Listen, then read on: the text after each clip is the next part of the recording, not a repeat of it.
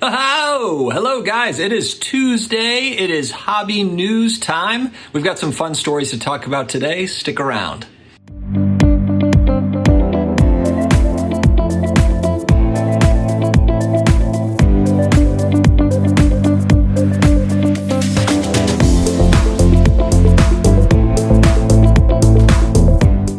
Hello to all my sports card collector, investor, all of my collectibles friends out there. Hope everybody is having a great start to the week.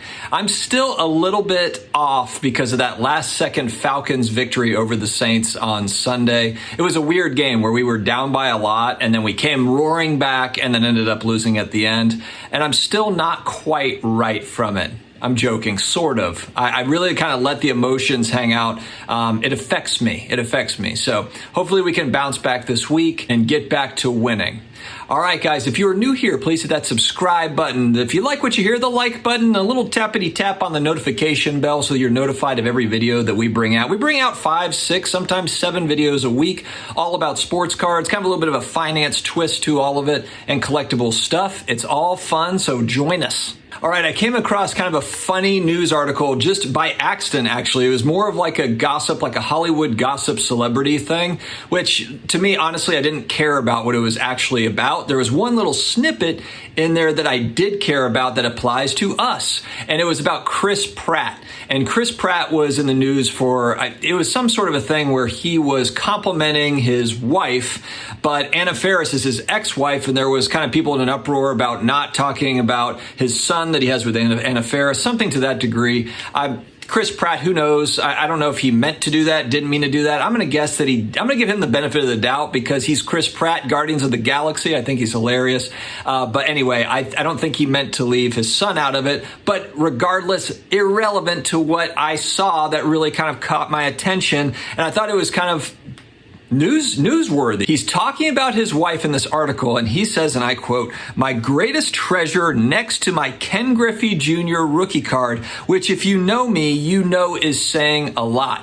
So this is one of the biggest stars in Hollywood, the big movie star, and I just thought that was kind of a fun little snippet of our hobby just entrenched into the regular culture, the regular world. And you see, it's in there, in its little pieces are enshrined, that's not a word.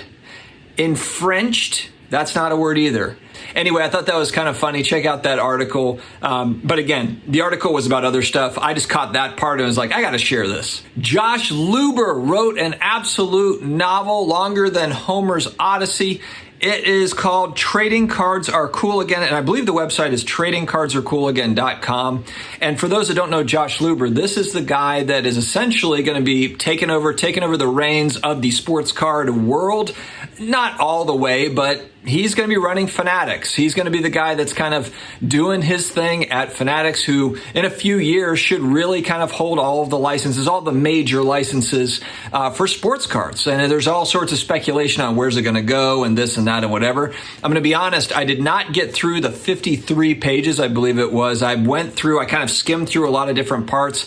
I do have plans to read the whole thing and, of course, make a video about it. Why not, right? But I think it's important because this is a guy that's going to be essentially in a power position in the sports cards hobby. And I thought this was kind of cool. And this is something he had been writing over an extended period of time. So this isn't something he just threw together over a weekend. He's been writing it for, actually, I believe he said he's been writing it before he ever even knew that, he was going to be the head of Fanatics and all the Fanatics stuff happened. And so there's good little tidbits in there. I mean, he talks a lot about, different parts of the industry, kind of where sports cards came, how they've come along, given kind of a history of the sports card market and so forth. But it's a good read. Obviously, I haven't read all of it, but I think it's important just to kind of get the guy's, sense of the hobby. But I think that from what I heard as far as feedback from that article, for people that have read all the way through it so far, they got positive impressions as this is a guy that is in tune with the hobby and the things that are important to it, etc. Obviously, there will be changes, and we don't know exactly what that'll look like when Fanatics is at the helm, but it made me feel good to kind of see that the guy that's running it is not clueless about this market. He's been involved in it, he understands it, and he speaks about it in that article. So definitely check that out. An interesting piece of content in our little niche sports card world. on the back of that, I did see a tweet from Mike Sommer, and I believe Mike is Wax Museum Podcast. I believe he runs that particular podcast. He does a great job with kind of pointing out different RPA fakes and different things that have been going on with high-end rookie patch auto stuff and all that stuff. He is very good at kind of keeping data on it, keeps tabs on it, and then calls out where he sees there's issues. He put up a good post. I believe I pulled this off of Twitter, but I think this is eye-opening, and it's what we talk about so much about overproduction in sports cards and just kind of the dangers of it, and hopefully something that isn't something that is the norm. And what he pointed out is in 2012 select product for Anthony Davis rookie cards, the number 1 overall pick, this is basketball obviously, there were 3 1-of-1 cards for AD, 3. In 2020 select, there are 30 1-of-1s for Anthony Davis. 30. So it begs the question, are 1-of-1s moving forward really that special? Or are they just another parallel, another variant to buy? And we're in kind of variant parallel overload. Everybody knows this. They see it. Everyone kind of saw it coming, but 2020 products is really where it went bananas. And select product is kind of used as that poster boy for it happening. And so something to be aware of with all the new product coming out. It's very important. Check that checklist.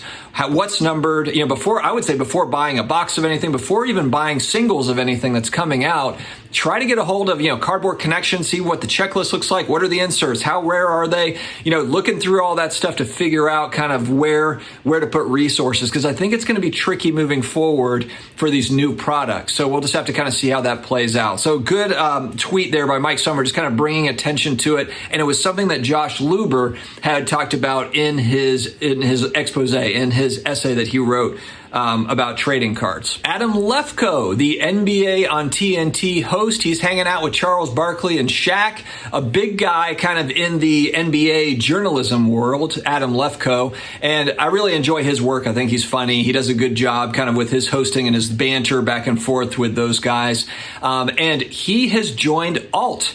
This is new news. He has joined Alt as their first creative advisor, and to be honest, I kind of didn't see this coming. It was kind of out of left field. And so I thought that was very interesting, though, because this is someone that's in tune with NBA. He's right there. His day job is talking basketball with some of these legends. And so it is kind of cool to see that crossover of, journalist, sports card company stuff. And Alt is, it's a newish company trying to grow, trying to, pick up market share between their vault. And I believe they've got a marketplace as well. They're competing, with the PWCCs and the Goldens of the world and whoever else is coming down the line.